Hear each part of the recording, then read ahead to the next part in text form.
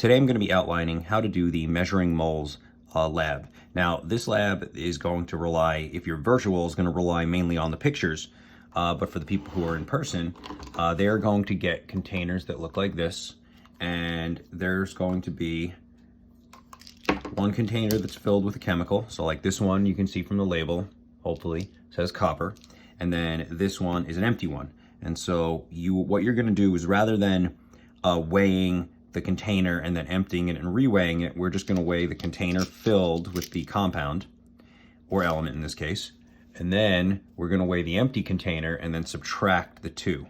So you're going to, in the pictures, I'm going to show you the weights of all of the samples plus containers. I have a picture of the empty container. Once you know that, you're going to use the same empty container for all of them, because we're assuming all the containers are the same. And then you subtract out to get the mass of the sample. So that gives you your mass.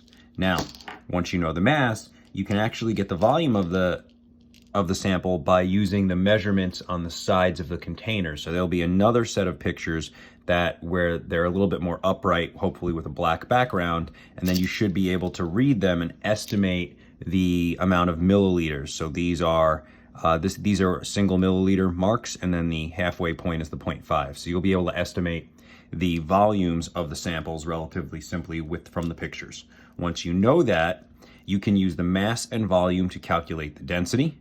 And being that you know the formula of the compounds, which are right here, we've got copper, we've got CuSO4.5H2O, we've got sucrose, which is C12H22O11, we've got sodium bicarbonate, sodium chloride, and silicon dioxide. So the chemical formulas are all here. You're going to be able to then figure out the GFMs, and then using mass and GFM, calculate the number of moles. Using mass and volume, you can calculate the density. Now over here, it says class average.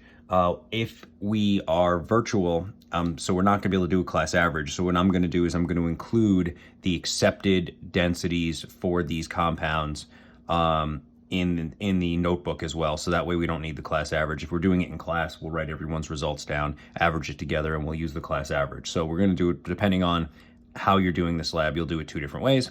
And then the last bit is going to be measured minus accepted. So you're going to use your calculated density is going to be your measured. That's why it says it right here.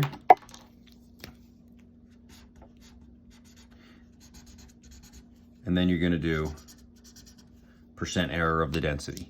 So that's pretty much it for the lab. It's a lot of calculations. You are going to show your work on a separate sheet of paper. So all the calculations, I want them done on a separate sheet of paper. That means gram formula mass.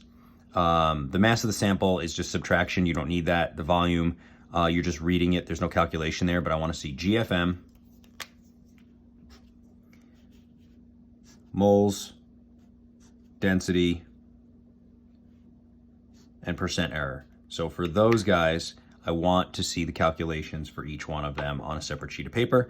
And then there's some questions at the bottom. Some of them we've already answered, some of them we didn't. A lot of them come straight out of the notes. And then the last one is, what are two sources of error in this density calculation? So two sources of error that are not calculations. In other words, we're assuming you did all the math right. So I want to know two sources of error that are in your measurements, typically is where it is. So two sources of error in the measurements.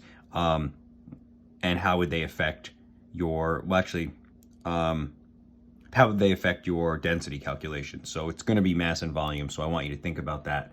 And that's everything for this lab. And then you're going to have to scroll through and again, use the pictures to get all the data you need.